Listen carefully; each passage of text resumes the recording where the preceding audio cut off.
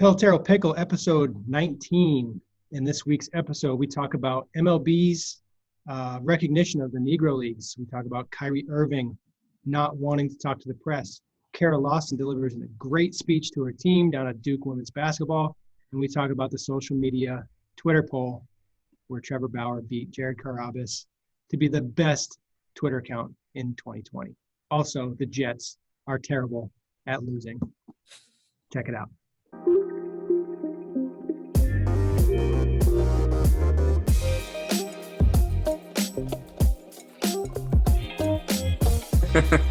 Pre-show, post-show. Welcome to Pelotero Pickle, episode 19. We're recording on December 21st. It'll be out tomorrow, December 22nd. We've got a show for you today. Chris, how you doing? Can't see your head. I'm excellent, Robert. How are you? You know why you can't see my head? Yeah, Where my camel? This is Blue Jays. Do you remember Memorial Day? 4 or 5 years ago when Digi Camo came out and every team in the country got Digi Camo stuff and everybody kept saying Digi Camo, and then I started to hate Digi Camo because people were saying Digi Camo so much. I'm not. No, I don't know what you're talking about. Travel ball world. You were too busy playing in the big leagues. You missed it. So, funny story about this hat in camo. You know how most teams have the brown, right, for Memorial Day? Well, The Canadian Army does green camo. So we were the only team with the green camo. Actually, I might – yeah, here, look at it. This is not planned out, by the way. So this was the Twins Memorial Day hat. And this is the Blue Jays. So I kind of like – I'm impartial to either, but this is cool. I mean, I think it doesn't – where you're kind of going to battle determines what kind of Digi Camo you're wearing. Color. Like if you're going to a forest, you wouldn't want to wear the tan. If you're going to a desert, you wouldn't want to wear the green. I mean, if we're going to get deep into the roots of – I'm just trying to see how many times I can say Digi Camo. I knew this was like your meow moment. Right, meow. I can't say meow because I got two dogs that are running around the floor. They've been in a full-scale battle. I feel like they're going into war right now because they're just – I mean, they've literally – I thought they were in an MMA fight for a second because, Clutch had Bolt in the in half guard for a while. Bolt reversed out of it, tried to get an arm bar in. They bite a lot, though. All right, well, let's jump into our topics and start things real easy on a Monday morning. MLB elevates Negro Leagues to Major League status. Reactions. I can go first if you'd like. Yeah, I'm curious to see what you have to say.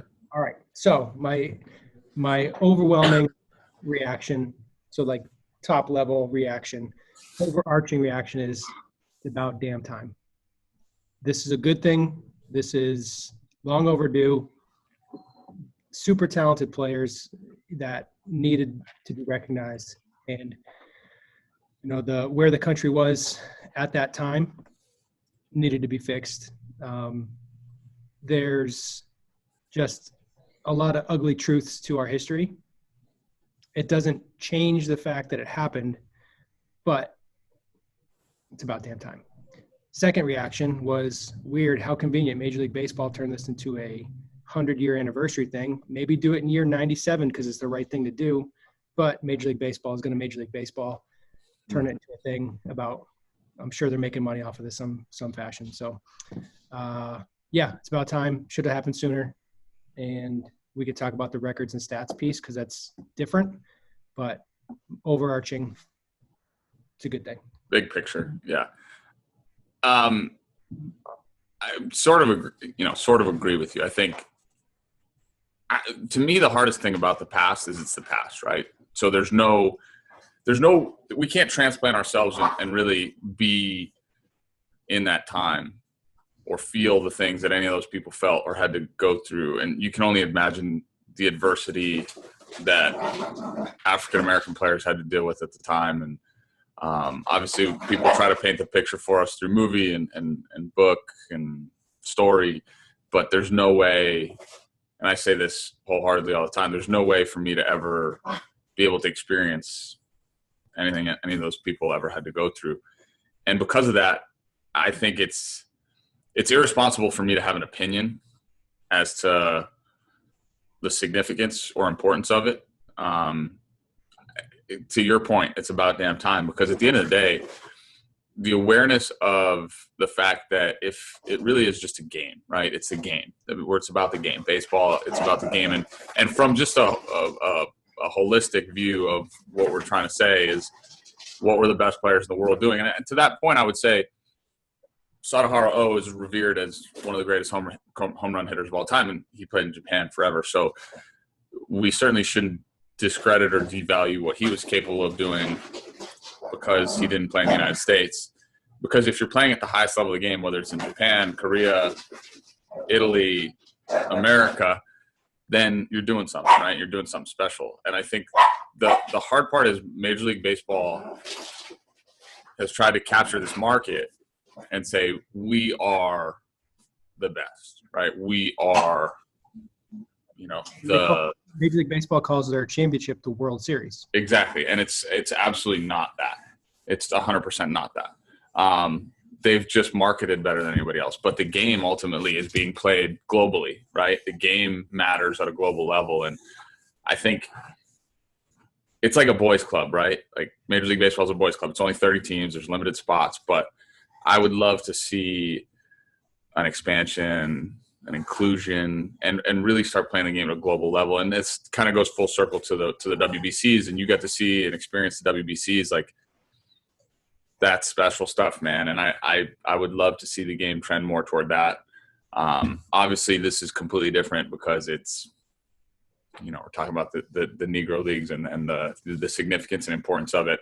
I'm happy that, the families of these players, the grandchildren of these players will get to, really feel this, hopefully. And I think that's, to me, the major significance comes in that, right? Because it'll impact those people the closest, if that makes any sense. And beyond that, like, it's a good thing. It's certainly a good thing. And like you said, I just wish Major League Baseball wouldn't catch the upside of this in so many ways, Yeah, I think so. The social aspect of this is one thing. The statistical and the records is an interesting discussion piece, because they were different leagues, like you just said. Sadaharu O played in a different league. It's almost like if you could take Babe Ruth and put him in today's game, how would he do? Like, we just don't know. You can't take the best team. You can't take the Yankees teams that were so great back then and transport them to current times. So some of the statistical stuff is pretty complicated. I've seen and read stuff about inconsistencies with home run totals, with batting averages.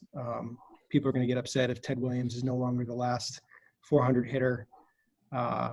Is it Josh Gibson that had supposedly roughly 800 homers or 850? They don't know, because they didn't keep stats, or at least they can't find the stats. That there's some websites out there that have done like extensive research trying to create reliable stats. They just don't exist, as far as I can tell, as far as I've read. So you can't say, well, this player would have done this. This player would have been, one of the best in leagues. I forget who it was. It might have been Ryan Spader. He did a bunch of comparisons of, like, this player played in the Negro Leagues and performed at this level, then went to Major League Baseball and performed at this level, and they were on par. But you could take a minor league guy that's in AAA that is like middle of the road player, and they go to the show and they played at the same exact level. You could take a guy that hits 330 in AAA and put him in the big leagues, and they tank. So you never know what the reality is going to be unless you do it. And they didn't actually do it.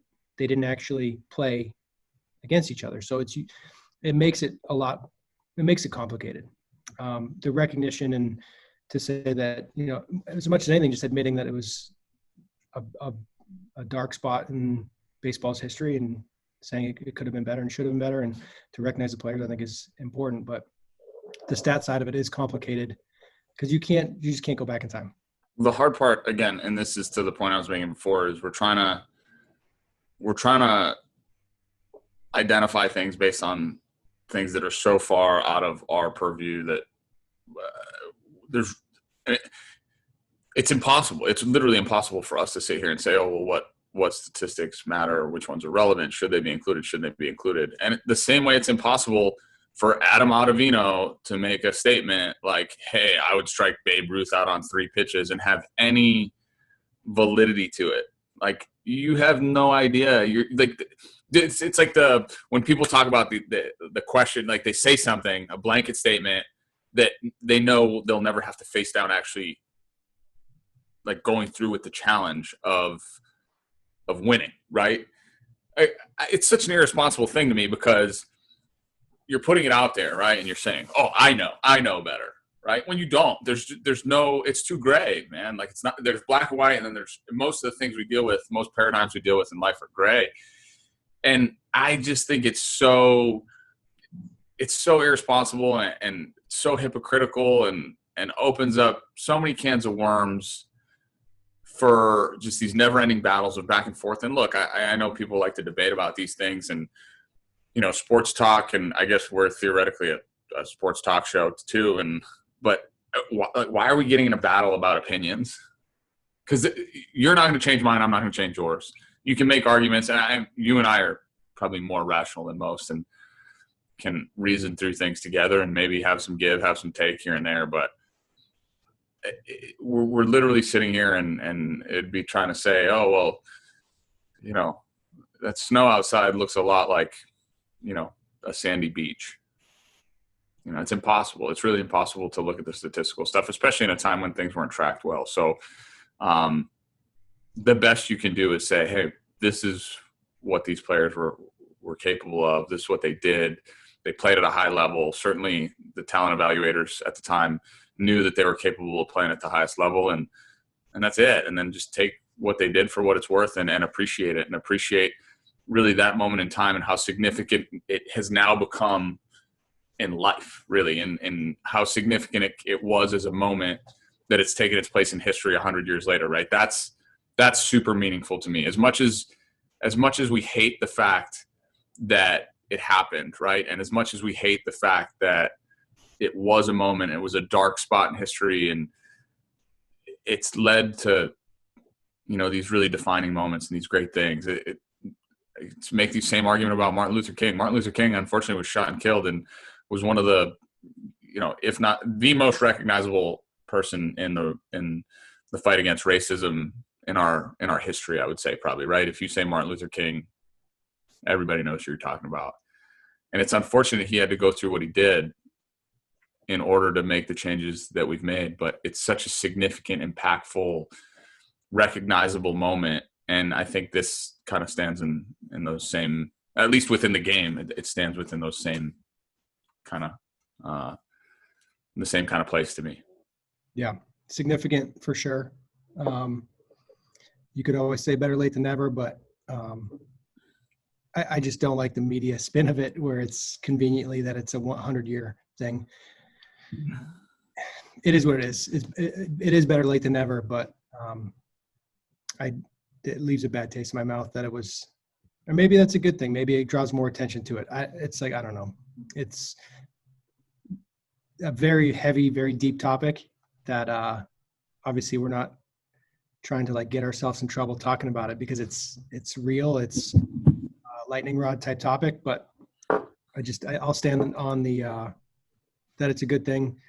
The stats are hard, and like you were saying, the fact that it's happening now speaks to the significance of it. So good thing. Curious to see how much conversation surrounds it moving forward. If it's just like a one-time, just off-season dump, or if they do more about it as the season goes on. I'd love for there to be more. I think just from a history of the game standpoint, like do documentaries on it, go on MLB Network and educate people about these players and what they were capable of and what they did, and tell the story. That'd be awesome. Yep. All right, let's move on. Kyrie Irving hates the media. Got fined $25,000 for blowing off the media. He said, "I don't talk to pawns. My attention is worth more." This is a professional athlete topic. Roles and responsibilities outside of being just a person between the lines. A lot of people don't know that professional athletes are paid as entertainers. Do you know if that's true for NBA as well? Like it must be, because I paid taxes as an entertainer. By the way, not to interrupt you, but this is a complete coincidence. I want you to know this. Anybody that knows me knows I'm a big Nike guy, predominantly Jordan brand, right? Like I would say 88% of my shoes are Jordan brand shoes. Look what I have on today. the KIs. I'm wearing Kyrie's. It's so ironic. I didn't even mean to. I swear to God. Anyway, yes, athletes are paid as entertainers, I think, and just from a taxation perspective. Yeah. But it's like if you're going to make a movie and then not do the promo tour. If you're going to – you have to promote your product. It's part of the job. I suppose – if you like making money, then yeah. If you wanted to, I suppose you could write into your contract that you don't have to talk to the press, that you don't have to talk to anybody. You could just go home after the game and not do any sort of video or audio or talk to any other human being. You could put that in your contract. But promoting the brand, promoting the sport, promoting yourself, it's all part of it. So I know that he skipped it one day, and then the next day he was back to talking to people because $25K a day will start to add up. Yeah, I mean, you can just, if you want to speak about your experience dealing with the media, I know you acted as an interpreter for some of your Latin teammates. Like you didn't get paid extra for that, but I asked for that salary though. They didn't give it to me, but I did. I made a request. There's a responsibility there, and you doing that helped them communicate things, and you know their family could have been watching back home and be so appreciative and like see that you're helping that player in certain ways. Like, what's your whole take on, like, you've lived it far more than I have. I think by and large, it should be considered an honor that people care about your opinion enough to ask you questions about it. Right. I think athletes should feel humbled and super happy that people care enough, mass media cares enough to ask them what they think about certain topics. Now, that being said, the landscape of the media has shifted, and I think it's kind of the one bad apple kind of leaves a rotten taste in your mouth about everything type situation, right? Where one of the things you have to face down is the fact that at some point somebody's going to write something you don't like, or they're going to say something you don't like about you, period. Like that's part of the job. You better recognize it before you get involved. And I think we're shying away from a time where, you know, it was worse. And like playing in New York or playing in a big time city where there's a lot of media attention, there's cameras everywhere. Like it was, hey man, it's part of it. You got to deal with it, figure it out. And I think we're trending toward a time where we're trying to be a little bit more sensitive to people's feelings and things like that. And I get it, right? I'm not calling into question. I think as a journalist, you can say that this player didn't perform well or perform to his capabilities or his standards or the standards you expect him to, and kind of not be a turd about it. But if you look at the landscape of the media, like people are just trying to get clicks, right? They're trying to get attention. So what gets attention? Controversial stuff, being loud, being eccentric. So I think some athletes have a tendency to just kind of shut off or get upset and get emotional about it, when I think the best course of action is to just be as consistent as possible. If you stay consistent, then you're going to be all right. And that's case in point, Derek Jeter, Tom Brady, Michael Jordan, consistent as could be throughout their careers, just never – and it comes from truth, right? It comes from being real. I try to be as honest as possible. Like there was never a time I sat in front of a camera and lied, literally, deliberately lied, because you can't handle it. Or there was never a time I turned down an interview because you don't know how that person's going to respond to it. You don't know how that outlet's going to respond. So certainly, there were times when obviously people would ask from afar, or, small newspaper in rural Wyoming, if you just don't have time for it, you try to do the best you can. But when it comes to like dealing with the cameras that are in your face on a day-to-day basis, just go do your 5-minute, 10-minute presser and get out. Like answer the questions they have and move on. I think, Kyrie has a little bit of a history with some stuff that maybe is not like the smartest decision making in the moment. And obviously we saw it a lot here in Boston. So it's too easy to not do. It's not taking up like a massive part of your life. Like you said, you have a responsibility as an athlete. So just do it. Just do it, whether you like it or not. Say whatever you want. And the other thing about it is with social media, players can build their own audience, and they can, if you've ever felt like you got a message misconstrued or somebody clipped a quote in a way you don't like it, you can just go on social media and speak to hundreds of thousands of people, millions of people. Just turn on your phone, record a video, put it out there. Like if you need to get your message out, it's not hard to do. 20 years ago, you couldn't do that. 10 years ago, you couldn't do that. So it's a different landscape where I think you can use the press to your advantage as a player.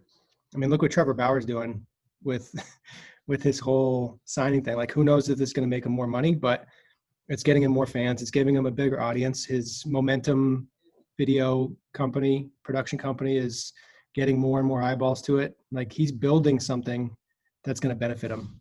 And you can play off the media to your own advantage. But, you just do it. Just wear it and just do it. Just talk, man. Just be – remember, there's going to come a time in your life where nobody gives a crap what you think. Like, you should feel humbled and honored that somebody does enough to ask you a question about it. That's the way I look at it, right? I try never to give my opinion unless somebody asks me for it. And every time somebody asks me for my opinion, I feel somewhat honored and humbled that it's happening, even if it's, a friend. Because at the end of the day, like, it's just my opinion. It doesn't matter that much. We all have one. There's 8 billion people in the world. That's 8 billion different opinions. They could all be different, right? What makes mine so special? So I'm honored that you care enough to ask. Yeah. Next topic, Kara Lawson, Duke basketball coach, women's basketball coach. She's a badass, by the way. There's been a number of these clips. Duke does a good job with their media communications, put out a lot of good content. So she's given a speech to her team about preparation, and I don't know if it's preparation doesn't guarantee a result, but it guarantees growth. And she's going on about how if you play a good team, you're going to probably prepare differently than if you don't. If you're playing a lesser team, you might take them for granted. You may not put the work in that you would against a better team. I would say, number one, just go ahead and follow Duke women's basketball on Twitter because they put good stuff out. Her messages are awesome. Patrick wanted to know reactions. How does this factor into being a player and teammate? And then, just overall thoughts on this. Well, she's talking about respecting opponents, right? And I think my favorite thing that she acknowledged was, she's like, I was a player once, and I remember we took some opponents less seriously than others, right? Like, the funny thing about growing up and playing and being a competitor and being part of a team is we're all going to do this at some point. We could talk about it till we're blue in the face, right? We could say, hey, respect your opponent, right? For over the course of a long season, and there's going to come a time where, the word respect has a certain connotation to it, right?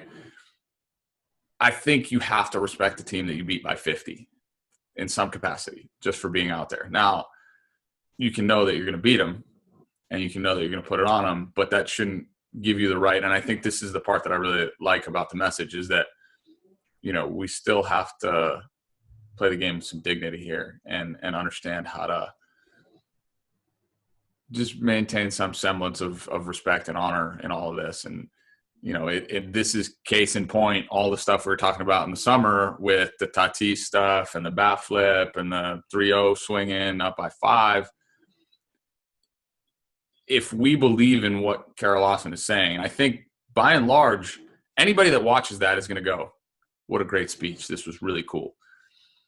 But how do we embody that? Like, we have to embody that. And I think there's a fine line as a competitor of what line you cross and how much you really actually do respect your opponent ultimately in the heat of battle. And like, where is that line? Like, is swinging 3-0 up by 6 in the 8th, crossing the line? And some people are going to argue no, and some people are going to argue yes. But because there's no perfect mold or blueprint, what is respect? You have to define respect yourself individually as a human. And I think her main point in the speech was about, leading to how we're going to handle preparation. Let me tell you something. If you're playing basketball in the ACC, you better respect your opponents, because on any given night, you're gonna see some thunder, dude. Like, you know what I'm saying? Like, whether it's women's or men's, like, there's some fire coming at you. Even from the team that's in last place, like, they're gonna have a chance to beat you. And again, in sports, they say there's a reason why we play the game, right? No matter what the spread is, no matter what the outlook is. So I think teams that have an ability to do that, and you watch the Patriots for the last 20 years, not including this one, they did that for a long time. And that's how you build sustained success in sports.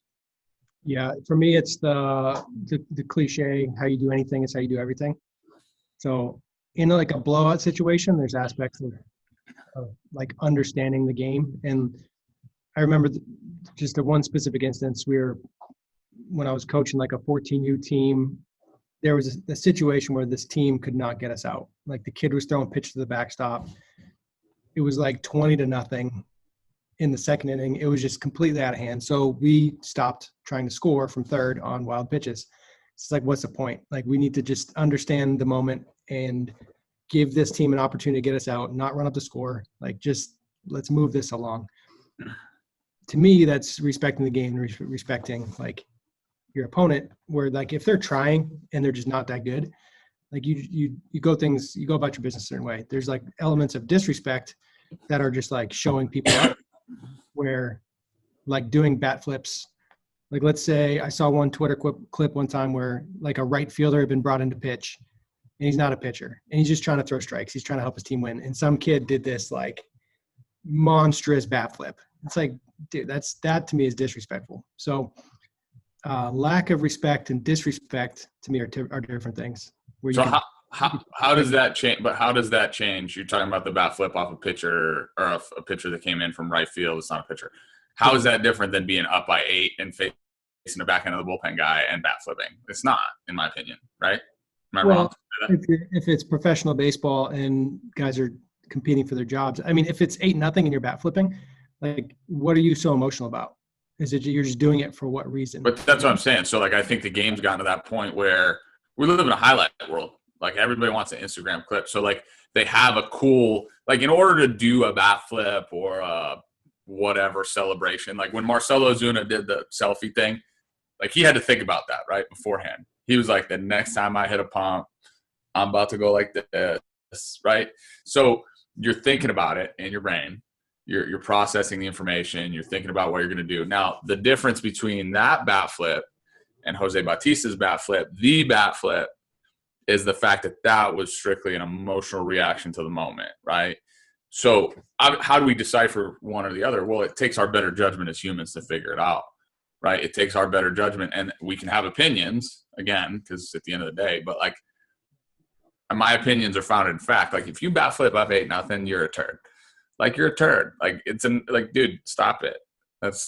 You're like, you punked the guy already. You're already punking him. Like, you're winning 100-0. Like, what are we doing? That moment is strictly about you if you're doing that. And that's the stuff that, like, that really irritates me, is when you're taking the focus of that moment, of the team, of the game. And I'm not saying people shouldn't be greedy and want to be successful and want to hit homers and want to be the best player. That's not the point. But, like, when you're taking advantage of that moment to make it even more about you, that's where it's crossing the line a little bit to me. Yeah. So, full circle, follow Duke women's basketball. Kara Lawson was a very, very good player. And really good player. He's seems to be a very good coach now, too. I haven't checked Duke's win-loss record. Maybe I should do that. Side note, I dreamed about going to Duke my whole life. So when I got to watch a Duke basketball game from, like, the second row when I was in college, right behind the bench. And it was so cool. Oh, my God. They were playing Fairfield. And you want to talk about they beat Fairfield by 50 that night. and the student section didn't sit down the whole time. It was awesome. It was unbelievable.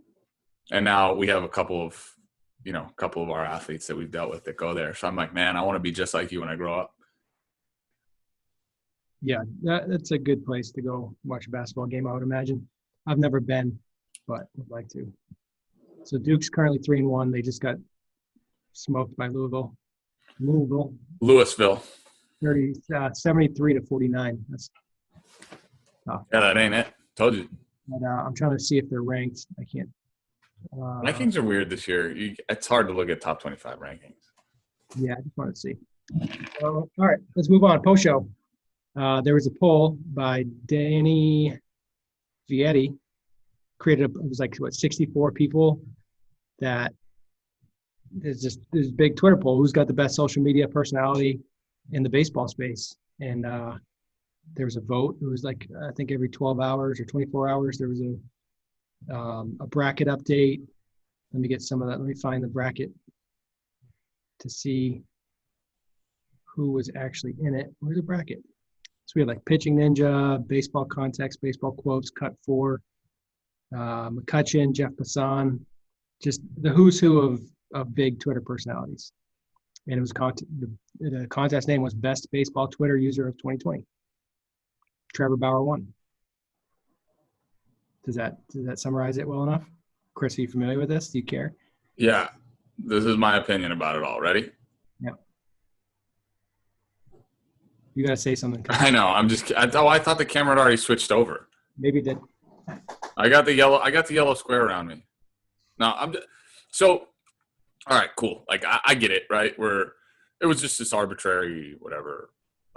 Hey, let's have fun, figure out who people like the most. And if you'd done the vote on a Tuesday, it probably would have gone one way. If you do it on a Thursday, it might go another way.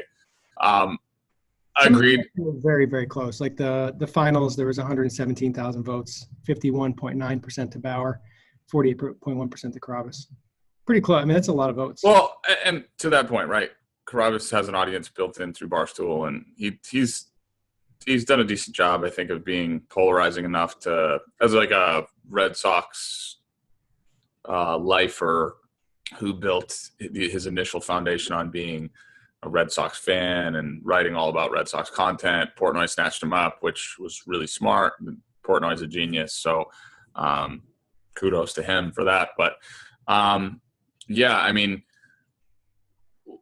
Bauer's coming with just the type of authenticity and real looks at like the deep inner workings of what the sport has to offer, which is awesome. I think that's the stuff that I had dreamed about when I was a kid. Now, I think the thing that's stupid is the fact that he has to do it himself. And I think he'll agree with that. And the fact that he's having to build his own media channel to promote himself, whether he likes it or not, is neither here nor there. I think Trevor's a pretty good conversation to have, like super interesting. Played with him in Cleveland there for a little bit.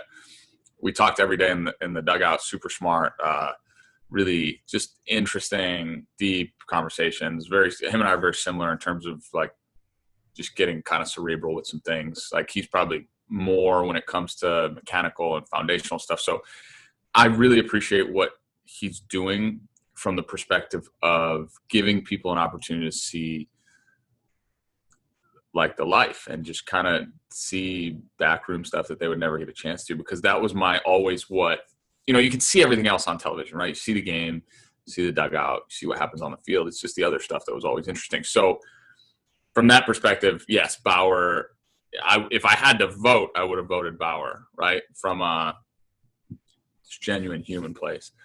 To that point, like the Pitching Ninja thing, just done some really cool stuff, obviously, from that perspective. I don't really know any of the other accounts that were in there. Like you said, Cut 4, Cut 4 does like funny off the – That's like a major league.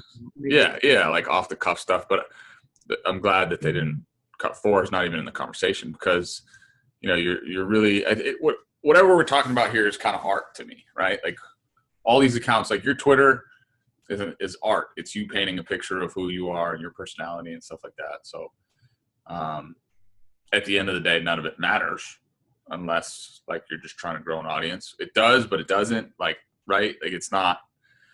I don't know. It's weird. It's just weird that we're sitting here having a conversation about the best Twitter account in baseball because like ain't no Twitter account ever hit no homer. Well, it's almost like it's like a movie award show or TV. Like, who is the best actor in a TV show? It's in terms of the media world, in terms of like what like people consume. Right. It's become what people are paying attention to. Yeah. Last topic. Jets can't even tank correctly. What are they doing? Auto fumbled every snap. Like, all right, as an athlete, should you be at the point where you get there where you're like, all right, we just need to lose? In the NFL, it's much easier, right? You play 16 games, right? In the NBA and the big leagues, like it's impossible to go 0 in the season. But like in the NFL, should you just be like, yeah, we need to get Trevor Lawrence?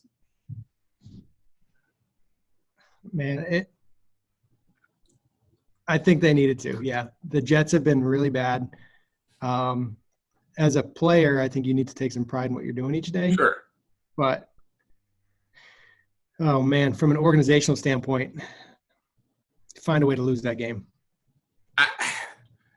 You know what? I'm glad they won because this, like, we're seeing in baseball too much, right? We're seeing in baseball, like, there's 8 teams going for it, and it's everybody else is just like, whatever, you know? You know, the hard part about the NFL and the hard part about professional sports, so you got 32 teams, 6 teams get in on each side, so that's 12 total. So you're about 30% or 38% of your league is getting into the playoffs, right? In baseball this year, what was it? They did there was an extra round or whatever, so 8 get in on each side? They all had to play like a division series or a whatever, best of 3. I think it was 8. So now you went 16 out of 30. So now you had 50-something% of your population get in. In the NBA, we're, 16 out of – there's 32 teams in the NBA. Is that right? Or is it 30? I never remember. I'm not a big NBA guy. But so, again, like a massive part of your league is getting in. In the NFL, like now, granted, if you were 0-14, I mean – probably not getting in the playoffs no matter what, right? But the pride aspect of it, like you have to play. Like you just have to play. You have to go compete. Like as a competitor, there's no way you're going out on the field and like, I'm going to try to lose. I had a buddy that worked for the Dolphins a couple years ago and he was, dude, you can't. Like it's unheard of to go into that locker room and say, hey, just go lose the game. Like you wouldn't do it. Like, and especially this goes back to the professional athlete side of it where it's like, hey, you're playing for your job. So, I mean, you could still come with it even though the team loses. So it's hard, and I'm glad they won. I mean, they need to win. Even though Jets fans find a way to spin it into something bad, they'll be upset anyway. How can you not be upset if you're a Jets fan in general? Yeah, Mike McMillan, I'm talking to you, man. I think relegation is the answer. If you could get sent down to a different league, you get relegated. If your revenue is dependent on it, you're going to start to see some different decisions being made. Well, that's the beauty of European sports, right? Like of most any other league outside of the professional leagues in the U.S. You'll look at soccer in Italy. All sports in Italy is relegation and promotion. Love it. Love relegation. Can you imagine? Can you imagine if like who was terrible this year in Major League Baseball? I was going to say the Rays because they had super low payroll and they made the World Series. Who would get relegated? The Red Sox relegated this year. They stunk. Yeah, the Red Sox finished last in the East. Relegate. They got to go play in Pawtucket. The Royals were pretty bad. Red Sox got to. You get to bring up the AAA team. It's weird though, because then you got like you can't send a team down. I know. I think in Germany, like one of the teams that got promoted had like a really small stadium, so it didn't even make sense. Where like one stadium holds 10,000, one holds 100,000. The 100,000 stadium team gets relegated, and then the 10,000 stadium team gets promoted. That happened to Juventus. Had to they got suspended for something, so they had to play down in A2 for a couple years. Like, and Juventus is like the franchise in soccer in Italy, right? And you know, you get these people like they're down in A2, and you're like, what are they doing here? And then, I mean, the problem with that dynamic is, right, you're not giving those smaller market teams a chance, really, right? Like they can't come up and have a stadium that seats 10,000 in a small town and really ultimately ever get to that place where they're going to go compete with a Juventus or something like that. Now you have to take a model like the Rays or whatever, but there's no profit share, there's no revenue sharing, and that's part of what helps professional sports in the U.S. and the model that we have here as, you know, these industries of economic growth and power. It's what allows them to work, because the Yankees supplement the Marlins revenue, right? The Yankees help the Rays go, okay, well, we're going to be an investable asset for whoever wants to buy us, instead of like, no, we're just going to let the Rays rot. And it comes down to the Yankees recognizing that they need the Rays, right? The Yankees, because at the end of the day, the Dodgers need, you know, the Royals to be able to play baseball, because to be the Dodgers, like to be the hero, you have to have a villain, or to, you know, if everybody's a hero, if everybody's awesome, then you ain't got nobody that sucks. Mm-hmm. Last thing, Tom Brady, another comeback against Atlanta. Dude, I've been waiting for this moment the whole damn show, bro. Dude, my guy saw me. He's, you know, everybody's thinking he's going to go down there to Atlanta, bro, and like him and Robbie are just going to tear everybody's head off. But, you know, the Bucks got down 14-0, dude. I think it was 14-0. I saw it at one point. I was getting a little nervous, but I know my guy saw me. All he needed was a recharge with some Dunkin' Donuts coffee there at halftime, bro. And, like, you know, it's crazy because I had a buddy who got Mike Evans on his fantasy team. He's like, bro, Mike Evans sucks. Like, this guy don't catch no balls this year. You know, he's got all the touchdowns, but he ain't getting no yards. So he's like, you know, I want to draw Mike Evans in the middle of the game. And then Mike Evans caught 6 balls for 110 yards, and Tommy did it again, dude. I think from now on that Tommy should have to start games down 28-3 all the time. Because when he's down 28-3, dude, it's an automatic win. Like, I don't even think it's fair that other teams get to start at 0-0 against them. Tommy's the man. Well done. That wraps episode 19 of Pelotero. Pickle. It's still December 21st. We'll see you tomorrow, December 22nd. Pickle out.